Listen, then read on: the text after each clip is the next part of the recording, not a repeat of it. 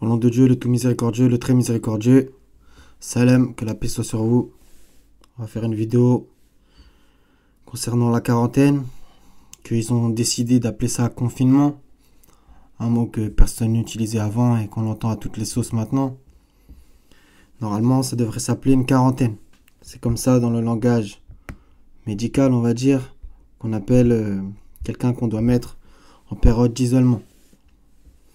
Donc voilà, du calque de l'italien quarantena, quarantaine de jours, une période d'isolement imposée à Venise dans le XVIIe siècle. Donc voilà, première définition, ensemble de 40 ou environ. Deuxième, âge d'environ 40 ans. Troisième, isolement imposé d'une personne, là c'est d'un peuple, ou d'un animal atteint ou susceptible d'être atteint d'une maladie contagieuse. Quatrièmement, c'est exactement ce qu'on vit, isolement, exclusion forcée. Voilà. 5. Durée du carême. On va en reparler. Jeûner la quarantaine, jeûner la sainte quarantaine. Voilà.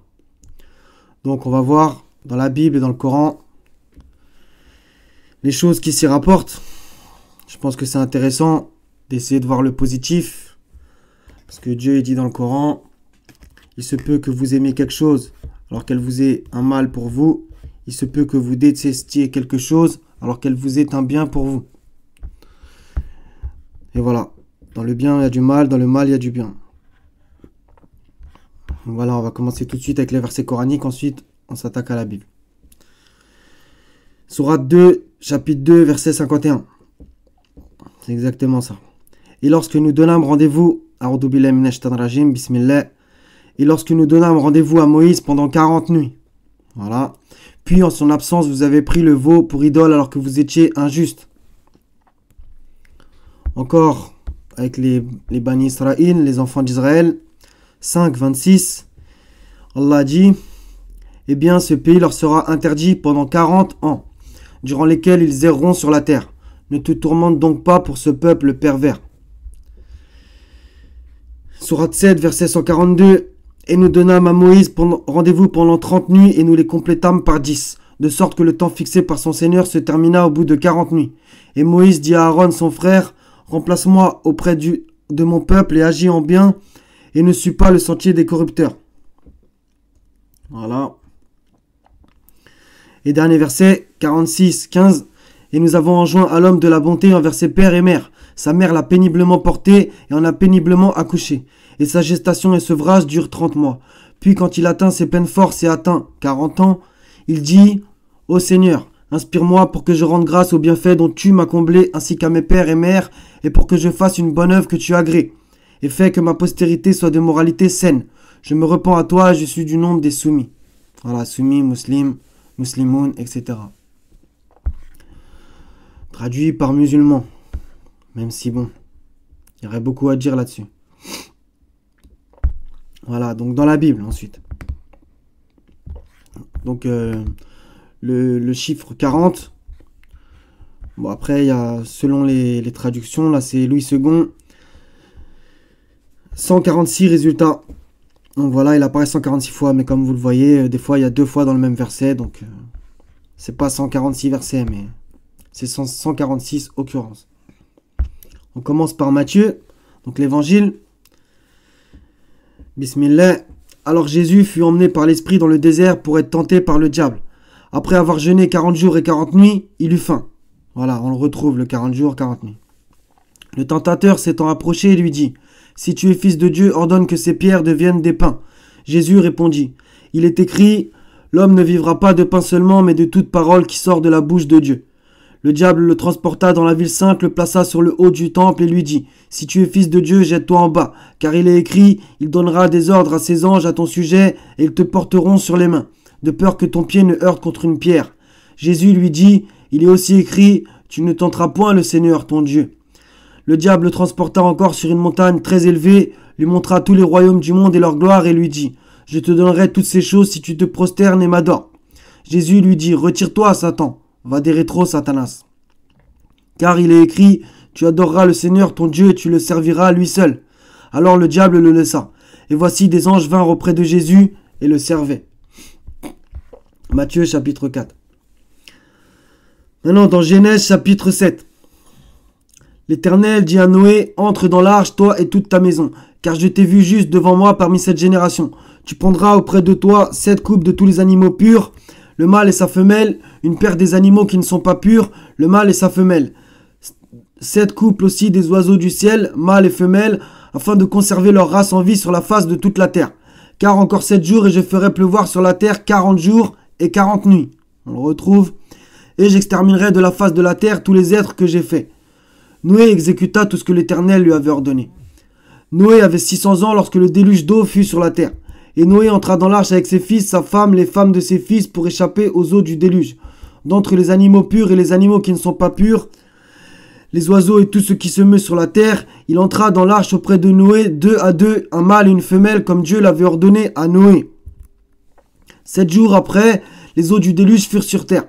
L'an 600 de la vie de Noé, le second mois, le 17e jour du mois, en ce jour-là, toutes les sources du grand abîme jaillirent et les écluses des cieux s'ouvrirent. La pluie tomba sur la terre 40 jours et 40 nuits. Ce même jour entrèrent dans l'arche de Noé Sem, Cham, Japheth, fils de Noé, la femme de Noé et les 3 femmes de ses fils avec eux. Eux et tous les animaux selon leur espèce, tout le bétail selon espèce, tous les reptiles qui rampent sur la terre selon leur espèce, tous les oiseaux selon leur espèce, tous les petits oiseaux, tout ce qui a des ailes. Ils entrèrent dans l'arche auprès de Noé, 2 à 2, de toute chair ayant souffle de vie. Il en entra mâle et femelle de toute chair comme Dieu l'avait ordonné à Noé. Puis l'Éternel ferma la porte sur lui. Le déluge fut 40 jours sur la terre. On retrouve 40. Les eaux crurent et soulevèrent l'arche, et elle s'éleva au-dessus de la terre. Les eaux grossirent et s'accrurent beaucoup sur la terre, et l'arche flotta sur la surface des eaux. Les eaux grossirent de plus en plus, et toutes les hautes montagnes qui sont sous le ciel entier furent couvertes. Les eaux s'élevèrent de 15 coudées au-dessus des montagnes qui furent couvertes. Voilà. Voilà, il y a encore 4 versets, mais bon, on va pas rallonger la vidéo. On passe à Moïse. Deutéronome chapitre 10, verset 10. Je restais sur la montagne comme précédemment 40 jours et 40 nuits. L'Éternel m'exauça encore 7 fois. L'Éternel ne voulut pas te détruire. Voilà, donc 40 jours, 40 nuits sur la montagne. Dans la Bible et dans le Coran, pareil. Et lorsque nous donnâmes rendez-vous à Moïse pendant 40 nuits. Voilà. Donc, ça c'est pour ceux qui disent que la Bible est falsifiée. Ou pour les chrétiens qui disent le Coran c'est pas un livre divin. Bref, on passe à Abraham et Lot. Genèse chapitre 18, verset 20 au chapitre 19, on verra le verset. Et l'Éternel dit, le cri contre Sodome et Gomorrhe s'est accru et leur péché est énorme. C'est pourquoi je vais descendre et je verrai s'ils ont agi entièrement selon le bruit venu jusqu'à moi, et si cela n'est pas, je le saurai. Les hommes s'éloignèrent et allèrent vers Sodome, mais Abraham se tint encore en présence de l'Éternel. Abraham s'approcha et dit, feras-tu aussi périr le juste avec le méchant ? Peut-être y a-t-il 50 justes au milieu de la ville. Les feras-tu périr aussi, et ne pardonneras-tu pas à la ville à cause des 50 justes qui sont au milieu d'elle ? Faire mourir le juste avec le méchant, en sorte qu'il en soit du juste comme du méchant, loin de toi cette manière d'agir. Loin de toi. Celui qui juge toute la terre n'exercera pas la justice. Et l'Éternel dit, si je trouve dans Sodome 50 justes au milieu de la ville, je pardonnerai à toute la ville à cause d'eux. Abraham reprit et dit, voici, j'ai osé parler au Seigneur, moi qui ne suis que poudre et cendre. Peut-être des 50 justes en manquera-t-il 5. Pour 5 détruiras-tu toute la ville ? Et l'Éternel dit, je ne la détruirai point si j'y trouve 45 justes. Abraham continua de lui parler et dit, peut-être s'y trouvera-t-il 40 justes. On retrouve le chiffre 40. Et l'Éternel dit, je ne ferai rien à cause de ces 40. Abraham dit, que le Seigneur ne s'irrite point et je parlerai. Peut-être s'y trouvera-t-il 30 justes. Et l'Éternel dit, je ne ferai rien si j'y trouve 30 justes. Abraham dit, voici j'ai osé parler au Seigneur. Peut-être s'y trouvera-t-il 20 justes. Et l'Éternel dit, je ne la détruirai point à cause de ces 20. Abraham dit, que le Seigneur ne s'irrite point et je ne parlerai plus que cette fois. Peut-être s'y trouvera-t-il 10 justes. Et l'Éternel dit, je ne la détruirai point à cause de ces 10 justes. L'Éternel s'en alla lorsqu'il eut achevé de parler à Abraham. Et Abraham retourna dans sa demeure. Chapitre 19. Les 2 anges arrivèrent à Sodome sur le soir et Lot était assis à la porte de Sodome. Quand Lot les vit, il se leva pour aller au-devant d'eux et se prosterna la face contre terre. Au passage, il se prosterna. C'est dans la Bible, la prosternation. Puis il dit, « Voici mes seigneurs, entrez, je vous prie, dans la maison de votre serviteur et passez-y la nuit. Lavez-vous les pieds. Vous vous lèverez de bon matin et vous poursuivrez votre route. » Non, répondirent-ils, nous passerons la nuit dans la rue. Mais Lot les pressa tellement qu'ils vinrent chez lui et entrèrent dans sa maison. Il leur donna un festin et fit cuire des pains sans levain. Et ils mangèrent. Il n'était pas encore couché que les gens de la ville, les gens de Sodome, entourèrent la maison, depuis les enfants jusqu'aux vieillards. Toute la population était accourue. C'est intéressant, depuis les enfants jusqu'aux vieillards. Tout le monde était perverti. Ils appelèrent Lot et lui dirent, « Où sont les hommes qui sont entrés chez toi cette nuit? Fais-les sortir vers nous pour que nous les connaissions. » Lot sortit vers eux à l'entrée de la maison et ferma la porte derrière lui. Et il dit, « Mes frères, je vous prie, ne faites pas le mal. Voici, j'ai 2 filles qui n'ont point connu d'homme. Je vous les amènerai dehors et vous leur ferez ce qu'il vous plaira. Seulement ne faites rien à ces hommes puisqu'ils sont venus à l'ombre de mon toit. » Ils dirent, « Retire-toi. » Ils dirent encore, « Celui-ci est venu comme étranger et il veut faire le juge. Eh bien, nous te ferons pis qu'à eux. » Et pressant Lot avec violence, ils s'avancèrent pour briser la porte. Les hommes étendirent la main, firent rentrer Lot vers eux dans la maison et fermèrent la porte. Et ils frappèrent d'aveuglement les gens qui étaient à l'entrée de la maison, depuis le plus petit jusqu'au plus grand, de sorte qu'ils se donnèrent une peine inutile pour trouver la porte. Les hommes dirent à Lot, « Qui as-tu encore ici? Gendre, fils, fille, et tout ce qui t'appartient dans la ville. Fais-les sortir de ce lieu, car nous allons détruire ce lieu. Parce que le cri contre ses habitants est grand devant l'Éternel. L'Éternel nous a envoyés pour le détruire. » Lot sortit et parla à ses gendres qui avaient pris ses filles. « Levez-vous, dit-il, sortez de ce lieu, car l'Éternel va détruire la ville. » Mais aux yeux de ses gendres, il parut plaisanter. Dès l'aube du jour, les anges insistèrent auprès de Lot en disant, « Lève-toi, prends ta femme et tes 2 filles qui se trouvent ici, de peur que tu ne périsses dans la ruine de la ville. » Et comme il tardait, les hommes le saisirent par la main, lui et sa femme et ses 2 filles, car l'Éternel voulait l'épargner. Ils l'emmenèrent et le laissèrent hors de la ville. Après les avoir fait sortir, l'un d'eux dit, « Sauve-toi pour ta vie, ne regarde pas derrière toi, et ne t'arrête pas dans toute la plaine. Sauve-toi vers la montagne de peur que tu ne périsses. » Lot leur dit, « Oh non, Seigneur, voici j'ai trouvé grâce à tes yeux et tu as montré la grandeur de ta miséricorde à mon égard, en me conservant la vie. Mais je ne puis me sauver à la montagne avant que le désastre ne m'atteigne et je périrai. Voici, cette ville est assez proche pour que je m'y réfugie et elle est petite. Oh, que je puisse m'y sauver. N'est-elle pas petite et que mon âme vive? » Et il lui dit, « Voici, je t'accorde encore cette grâce et je ne détruirai pas la ville dont tu parles. Hâte-toi de t'y réfugier, car je ne puis rien faire jusqu'à ce que tu y sois arrivé. C'est pour cela que l'on a donné à cette ville le nom de Tsoar. » Le soleil se levait sur la terre lorsque Lot entra dans Tsoar. Alors l'Éternel fit pleuvoir du ciel sur Sodome et sur Gomorrhe du soufre et du feu de par l'Éternel. Il détruisit ces villes, toute la plaine et tous les habitants des villes, et les plantes de la terre. La femme de Lot regarda en arrière et elle devint une statue de sel. Abraham se leva de bon matin pour aller au lieu où il s'était tenu en présence de l'Éternel. Il porta ses regards du côté de Sodome et Gomorrhe et sur tout le territoire de la plaine.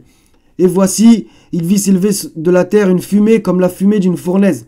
Lorsque Dieu détruisit les villes de la plaine, il se souvint d'Abraham, et il fit échapper Lot du milieu du désastre, par lequel il bouleversa les villes où Lot avait établi sa demeure. On va dans la sourate 11, Hud, pour voir la confirmation de ce que dit la Bible. Et nos émissaires sont certes venus à Abraham avec la bonne nouvelle en disant Salam. Il dit Salam, et il ne tarda pas à apporter un veau rôti. Puis lorsqu'il vit que leurs mains ne l'approchaient pas, il fut pris de suspicion à leur égard et ressentit de la peur vis-à-vis d'eux. Ils dirent, n'aie pas peur, nous sommes envoyés au peuple de Lot. Sa femme était debout et elle rit alors. Nous lui annonçâmes donc Isaac et après Isaac, Jacob. Elle dit, malheur à moi, vais-je en vanter alors que je suis vieille et que mon mari que voici est un vieillard? C'est là vraiment une chose étrange. Ils dirent, t'étonnes-tu de l'ordre d'Allah? Que la miséricorde d'Allah et ses bénédictions soient sur vous, gens de cette maison. Il est vraiment digne de louange et de glorification. Lorsque l'effroi eut quitté Abraham et que la bonne nouvelle lui atteint, voilà qu'il discuta avec nous en faveur du peuple de Lot. Abraham était certes longanime, très implorant et repentant. Ô Abraham, renonce à cela, car l'ordre de ton Seigneur est déjà venu et un châtiment irrévocable va leur arriver. Et quand nos émissaires vinrent à Lot, il fut chagriné pour eux, et en éprouva une grande gêne. Et il dit, voici un jour terrible. Quant à son peuple, ils vinrent à lui accourant. Auparavant, il commettait des mauvaises actions. Il dit, ô mon peuple, voici mes filles, elles sont plus pures pour vous. Craignez Allah donc et ne me déshonorez pas dans mes hôtes. N'y a-t-il pas parmi vous un homme raisonnable? Ils dirent, tu sais très bien que nous n'avons pas de droit sur tes filles, et en vérité tu sais bien ce que nous voulons. Il dit, si j'avais de la force pour vous résister, ou bien si je trouvais un appui solide. Alors, entre parenthèses, les autres dirent, ô Lot, nous sommes vraiment les émissaires de ton Seigneur. Ils ne pourront jamais t'atteindre. Pars avec ta famille à un moment de la nuit, et que nul d'entre vous ne se retourne en arrière, exception faite de ta femme qui sera atteinte par ce qui frappera les autres. Ce qui les menace s'accomplira à l'aube. L'aube n'est-elle pas proche? Et lorsque vint notre ordre, nous renversâmes de fond en comble et fîmes pleuvoir sur elle en masse des pierres d'argile succédant les unes aux autres, portant une marque connue de ton Seigneur, et elles ne sont pas loin des injustes. Voilà. Alhamdulillah, louange à Allah. Les livres se confirment. Dernièrement, j'ai tapé confiné dans le Coran. Et il y a 2 versets qui apparaissent. Vu que tout le monde parle de confiné, confinement, et on oublie le mot quarantaine, qui devrait normalement être utilisé. Mais premièrement, pourquoi ils ne l'utilisent pas? C'est parce que si ça durait plus de 40 jours, les gens, ça leur ferait tilt. Ils se diraient, on nous dit quarantaine, mais c'est plus de 40 jours. Alors que le processus, c'est 40 jours normalement, le protocole. Enfin, je ne suis pas spécialisé dans la médecine, mais bon, il n'y a pas besoin d'avoir fait l'ENA pour comprendre ça non plus. Deuxièmement, c'est pour pas que les gens aillent faire des recherches sur quarantaine et d'où vient la quarantaine. Enfin, une des définitions de la quarantaine. Et c'est en rapport avec la religion. Donc voilà. Tout ça, c'est l'inversion. C'est franc-maçon. L'inversion des choses. Le bien, c'est le mal c'est le bien. Donc, ils ont utilisé le mot quarantaine, qui à la base, c'est le jeûne de Jésus. C'est le rendez-vous avec Allah de Moïse. Et c'est aussi le déluge, 40 jours, 40 nuits. Et on peut aussi un peu rajouter, même s'il y a plusieurs chiffres dedans, 50, 40, etc. Le châtiment sur Sodome et Gomorrhe, avec les 40 justes, etc., etc. Donc vous voyez que c'est très intéressant, important aussi. Tout est religieux, il n'y a que 2 partis, le parti de Dieu et celui du diable. Et chacun est dans un des 2 partis, consciemment ou inconsciemment. Et le parti d'Allah sera victorieux. Bref. Sourate 2, verset 273. Ô nécessiteux qui se sont confinés dans le sentier d'Allah, ne pouvant pas parcourir le monde et que l'ignorant croit riche parce qu'ils ont honte de mendier. Tu les reconnaîtras à leurs aspects. Ils n'importunent personne en mendiant. Et tout ce que vous dépensez de vos biens, Allah le sait parfaitement. Je vais faire une petite parenthèse là-dessus. En ce moment, les nécessiteux, ce qu'on appelle les SDF, etc. Avec ce virus, prétendu virus ou vrai virus, ça c'est encore un autre débat. Avec ce virus, on les voit plus dans la rue. Ils sont soit mis dans des hôtels, soi-disant, soit dans des gymnases, etc., dans des parkings, je sais pas ce que j'ai entendu encore. Et donc, pour ceux qui sont restés dans la rue, ils prennent des amendes de 135 €. 135, comme le nombre de versets de la sourate Taha, qui n'est pas un hasard, parce que la sourate Taha raconte l'histoire de Moïse et Pharaon, qui représente le système, a coulé, a été noyé. Donc cette sourate Taha, il la déteste. Bref, c'est encore quelque chose de... C'est encore une parenthèse de ma part. Donc voilà, je trouve que c'est intéressant aux nécessiteux qui se sont confinés dans le sentier d'Allah, etc. Deuxième verset, sourate 4, verset 15. Celles de vos femmes qui forniquent, faites témoigner à leur rencontre 4 d'entre vous. S'ils témoignent, alors confinez ces femmes dans vos maisons jusqu'à ce que la mort les rappelle ou qu'Allah décrète un autre ordre à leur égard. Donc voilà, on voit que le confinement, c'est pour les femmes qui ont forniqué. C'est quand même exceptionnel. Et nous, on est tous mis à la même enseigne. Alors pourquoi? J'ai médité un peu là-dessus. Et en fait, la fornication, l'adultère, tout ça, c'est pas que entre hommes et femmes. Vous voyez, c'est pas que t'as une femme et tu vas voir ailleurs. C'est pas que ça. La fornication, ça peut être aussi de forniquer avec des idoles, de faire l'adultère avec des idoles. Et dans la Bible, il y a ce concept. Jérusalem était adultère dans le sens où elle a forniqué avec des idoles. Au lieu d'adorer le Dieu unique, elle a parti adorer le veau, etc. Il y a eu Baal et toutes les autres fausses divinités. Et le peuple est tombé dans l'idolâtrie. Donc ça aussi, c'est l'adultère. L'adultère envers Dieu. Voilà. Donc voilà, ils nous disent rester à la maison, etc. Les prétendues maisons d'Allah, les mosquées, les synagogues et les églises sont fermées. Posez-vous la question de pourquoi elles sont fermées, pourquoi Allah a laissé des mécréants fermer les prétendues maisons de Dieu. Voilà. Pour ceux qui n'ont pas encore compris que ce sont des temples, des marchands du temple, ce sont des temples de voleurs, comme dirait Jésus. Des cavernes de voleurs.